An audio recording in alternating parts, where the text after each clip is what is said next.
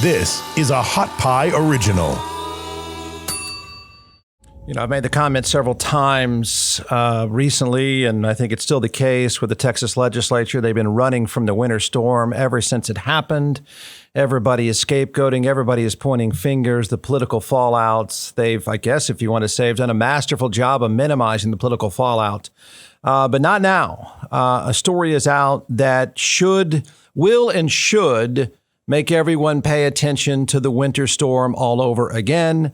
I mean this respectfully. It is a depressing, eye-opening read. It's by BuzzFeed News, and Peter Aldhous is with me now. The title is "The Texas Winter Storm and Power Outages Killed Hundreds More People Than the State Says." I guess, Peter, just give the people of this state the depressing news and what you found, and how, by the way, how you found it. Sure. Hi, Jeff. So, what we did is what's called an excess deaths analysis. So, to cut to the finding, basically, our best estimate is around 700 people were killed by the storm, directly or indirectly. Many of these people will have been already medically vulnerable. There'll have been people with cardiovascular disease, diabetes, kidney disease, that sort of thing. We're going about it a different way from the state is going about it. What the state is doing, and they were estimating 151 deaths, I think, so far as of last weekend. The state is counting from death certificates. Now, we can talk a little bit about why that's problematical and why you'll miss stuff. That's not what we're doing. What I did is pull data from the federal CDC. The federal CDC collects data on deaths for the whole nation and gets them from every state, has cause of death in there. But what we can see very clearly in that is a big spike in deaths above what would be expected statistically. So I've done a statistical analysis on this and got experts to review that who agree with my methods, which shows that deaths really spiked in the week from the 14th of February to the 20th. And that was the week where the storm hit. The power went out for several days on end, or intermittently on and off for many people, but long periods of the power being out in freezing conditions, which for people who are medically vulnerable is very dangerous. I've used the death toll well, first of all, let's back up. The state says 150 people died. Are you saying that they intentionally or conveniently found a way so that number looked lower than it really is compared to what you found? I would not go that far. No, okay. I think what's going on here, it's a consequence of the way they're doing the count, but also the way that death is certified across the nation, but in Texas in particular. Texas, most of the 250 plus counties in Texas do not have a medical examiner. Only about a dozen counties do.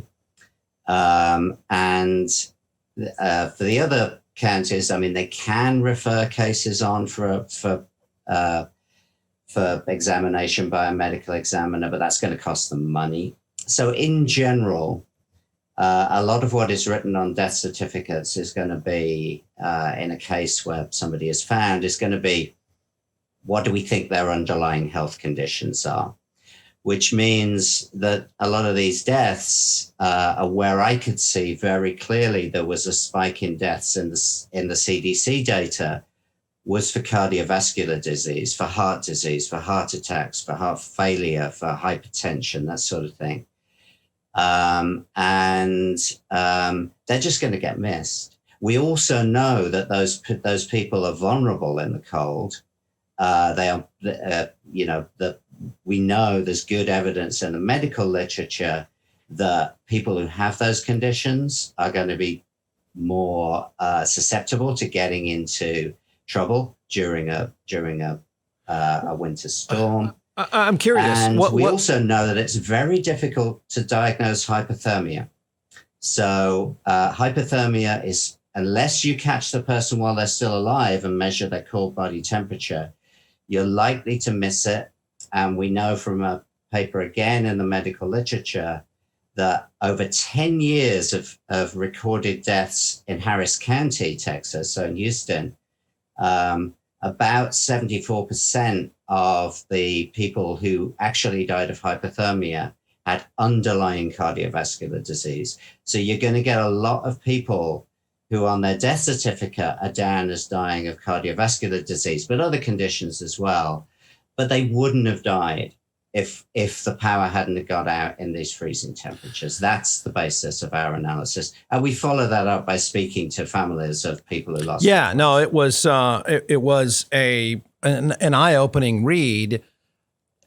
What made you want to dig into this? Was there a red flag somewhere along the way, other than the tragedy itself, which was, I've compared it to, it's the state of Texas's Katrina, certainly not the death toll, but that kind of monumental failure led to a complete catastrophe. I mean, there's no bureaucratic failure, systematic failure quite like this ever in this state. But what were the red flags that made you dive into this? Yeah, a number of things. I mean, a bit of background. Another thing I do is we have a sort of weather-related Twitter account at BuzzFeed News, which I help run with Zara, who's also another reporter on this story. So I was covering it on our social media over that weekend, and I was just really shocked what was happening. I follow poweroutage.us. It's a site that documents power failures. I could see these numbers were huge, and the power was staying off. And I knew what the weather was like down there because I follow that stuff. And I was, this is going to be bad. And then I saw the news stories coming through, and they're just horrific. I mean, I was, you well up reading this stuff. It's awful. People just dying, people having amputations because they got frostbite. I mean, what is going on here?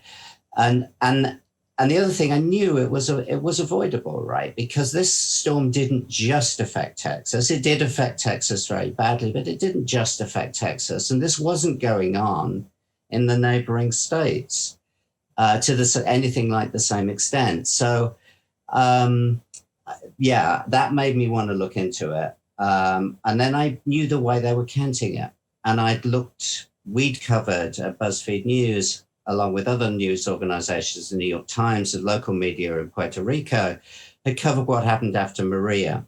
And we knew that the official death toll there was like 64.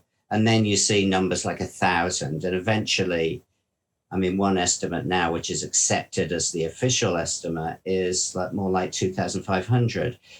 And that was a much sort of more slow motion disaster because the power went off for so long. But we knew what happened there. It was, again, these medically vulnerable people who, needed power for their medical treatment or, were just put into very stressful and difficult situations by lack of power. They were the people who died. Now, Texas, much more constrained. I mean, it's a week of kind of frozen hell, basically. But I knew this data was collected weekly. So I thought, well, I've got to look at that because I can't imagine the way they're counting it, that they're going to capture everything. I don't think they are. And you went out and talked to people who they're devastated. Are they frustrated that they feel like if the death toll showing lower numbers than what you've reported covered up the reality of what happened to their loved ones? They don't feel like their story is told at the state level, that maybe the rest of us just aren't aware of how bad it was? I think the people who've been through this and have lost family members, and it was my two colleagues who did most of those interviews, what they were picking up was it's just immense, frustration, grief. I mean, obviously, they're very in the detail of their particular loss and their particular circumstances. But I mean, certainly anger at, politicians in Texas for essentially letting this happen. A lot of confusion as well, because I mean, part of the issue for some people has been, just getting recognition that the deaths were essentially, they were natural deaths, but they weren't entirely natural. I mean, this was a natural death, if you like, but triggered by a human failure, a failure of human infrastructure, a failure of policy, if you want to look at it like that. So I think a lot of emotions and feelings that, are their voices going to be heard? Are ordinary people who've had to go through this, is their suffering acknowledged, and is something going to be done to prevent it happening in future? When you reached out to people at the state level, did they not want to talk to you, not want to talk about it? As I made the comment before we started talking that I think in this state, I think even to this day, the end of the Texas legislature, they're running from this the best that they can. They want this whole story to go away as fast as possible. There was recently legislation that was just passed in the last 48 hours that is supposed to be a Band-Aid, but this is a long time coming, as you know, and people now in this state have learned. Did they not want to talk to you? They want the best way possible just to move past this?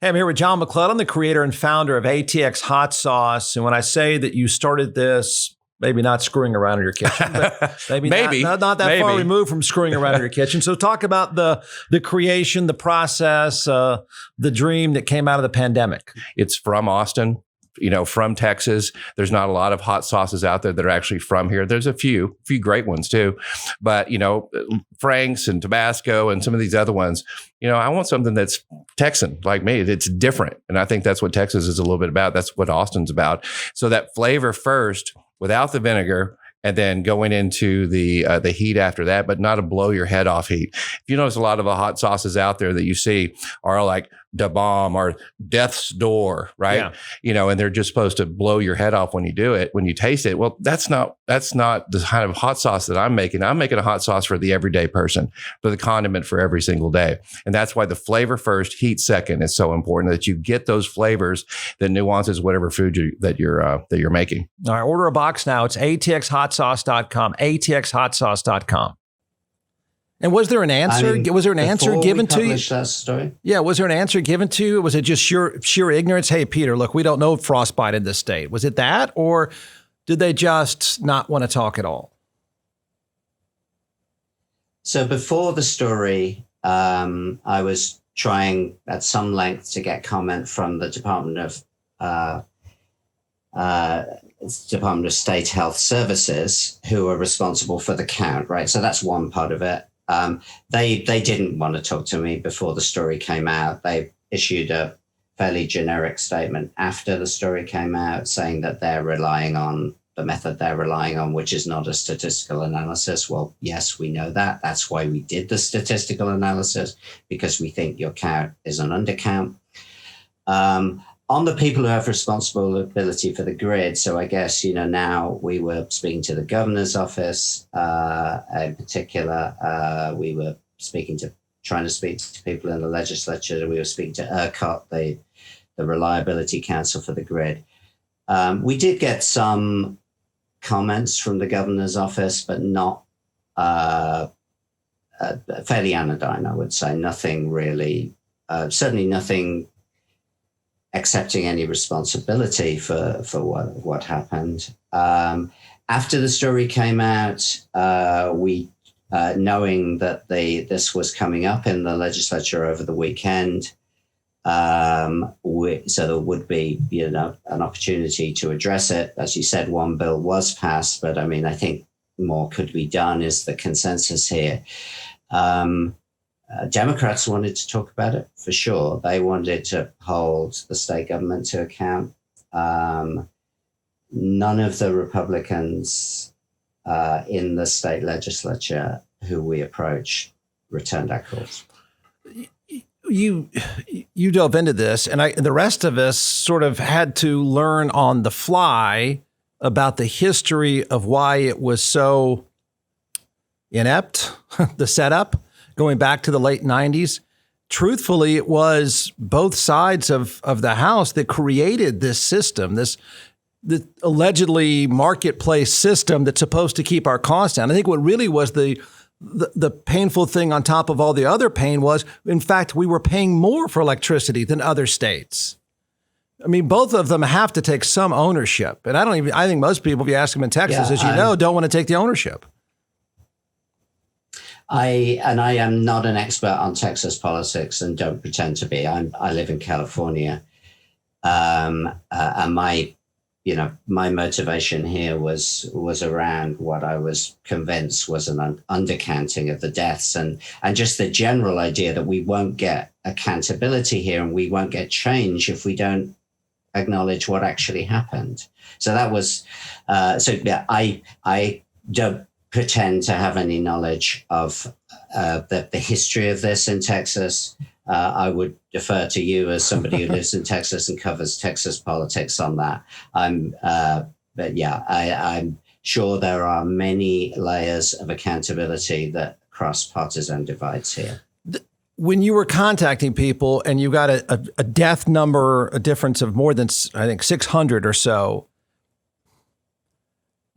did that resonate with people in the legislature? Or did we get a tougher, more thorough bill because of what you found when you brought this up to them? Hey, did you know the number is really, really much higher? As far as I'm aware, no. What was on the table was passed to a large extent. Again, I'm not the expert in that, but I don't believe our reporting at the stage it came in made a huge difference to what was passed over the weekend. When these how people died, is it possible that there was ignorance about dying of frostbite and what went with it and all the things? I mean, is it possible? Because I think most people that hear this, we are so skeptical and cynical for pretty good reason, that I think people are going to hear what you found and assume there was kind of a wink or a nudge or, hey, please don't dig further the way you did. Is it possible that it was just ignorance about what the cold would do, how people really died? I think not in total. Yeah. I mean, right. Because if the power had not gone out for so long, the fact that people's homes weren't, maybe as winterized as they could be or whatever individuals could do to prepare, stock up on whatever it is, have a generator perhaps. But if the power had not gone out, and we see it because we analyze the neighboring states as well, and we don't see anything happening, right? There's no change in the weekly patterns of deaths that you would expect to see. We only see this in Texas where what happened with the power. So to a large extent, I think individuals couldn't have done a great deal about this, or at least if the infrastructure hadn't have failed, individuals wouldn't have suffered in the same way. You could ask the question a different way, like, is New York State or Minnesota better prepared to deal with weather like this on an individual level, like how people's homes are set up? Of course they are. I mean, this weather was extreme for Texas. It wasn't extreme for the United States. The Northeast, the Northern Plains get this weather a lot. Right. But as you talk to people were warned about that. I mean, it was a one-off in terms of a weather pattern for the length that it was cold and the extent that it was cold and how awful it was for that many days. But it wasn't a one-off. This had come up in 2011 or something like that. People were saying there have been a variety of times over the last 15 to 20 years in which people have said, look out, look out, look out. You're not ready. You're not ready. In fact, even days before what was it, 48 hours before the storm hit, people were still raising the red flag saying, you're not ready for this. Yeah, I mean, I think that's the tragedy here. There were pretty explicit warnings from experts who understand grid reliability that Texas was very vulnerable to losing large chunks of its grid for a considerable period if faced with freezing conditions like this. And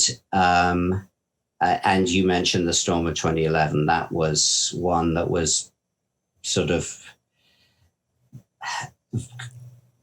it was slightly less long-lived, so it didn't have quite the same effects, but the warnings came out then that, winterization, hardening of this infrastructure needed to be done to prevent a failure of the magnitude that was had. And of course, this could have been much worse as well, because my understanding of what was happening is they were having to take down in a controlled way, sort of what are called rolling blackouts, although they were pretty long, to avoid an uncontrolled catastrophic loss of power. Now, if that happens, you're in much worse trouble. It's much harder to get everything running again. And my colleague Zara, who worked with me on this story, she had an earlier story shortly after it happened where experts were telling her, no, that it was minutes away from happening. Yeah, we had, and if that had happened, it would have been much worse. Yeah, and again, in the aftermath, I think even to this day, I'm not sure people know what to believe, in which department to believe. But yes, it was, days after, as we're trying to recover, it came out that, and I think a lot of people took it as, well, that is ERCOT or the grid network covering their own butt saying, hey, it could have been worse. I mean, it appeared in the days after that everyone was pointing a finger at someone else. So we didn't even know what to believe when that came out, that it was that close to complete failure, because the governor, of course, and this is going to be my next question to you, how did people react? And the people that you talked to, was there any bitterness or reaction to Greg Abbott's appearance when he blamed it on wind turbines? Did that ever come up? I don't believe that was a major conversation in the conversations we had with the people who lost members of their family or friends. I think, if that's happened to you, you're focused on your grief, and whatever a politician is saying about wind turbines or whatever else is probably not your major concern. For me, the most harrowing part of this, I didn't do the interview, but just reading the notes from the interview that my colleague Stephanie did with Mary Gonzalez, who lost her husband. She couldn't get his pension for 3 months because she didn't have a cause of death on the death certificate. I mean, eventually she got that. Now that's just a small failing of a small part of the system, but these are people's lives, right? This didn't have to happen. She's moving out of her home and in with her son, and, working out which of her possessions she can keep and which ones she can't. She's been essentially deprived of her income for 3 months, as well as losing her husband of decades. I mean, I don't know. I think those people are going to focus on their own circumstances, and I perfectly understand why they would do that. So the final death number was what? 700 or so? Well, our best estimate. So just to explain what we do here, we've got several years of weekly deaths data, the number of deaths and particular causes. So what you can do with that, and the way it goes, the number of deaths is sort of slowly going up over time as population grows and health conditions and what have you. But there's also a seasonal variation. So it kind of goes like that.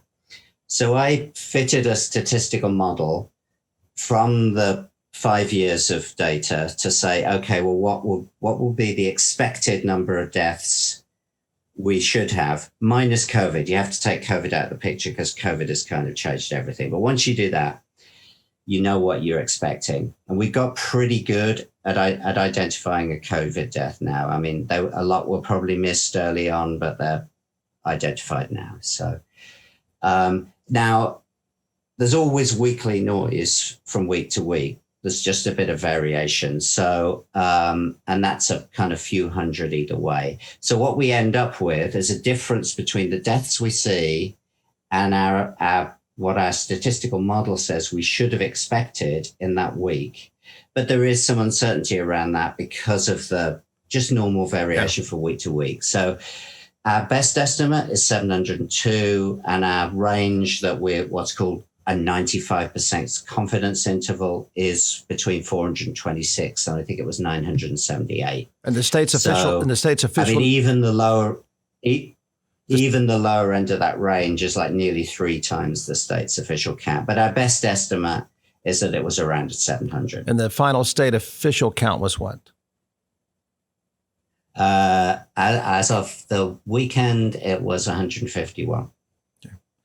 Peter, thanks for doing this. It's good work. Really impressive. Depressing, but thank you. Thank you.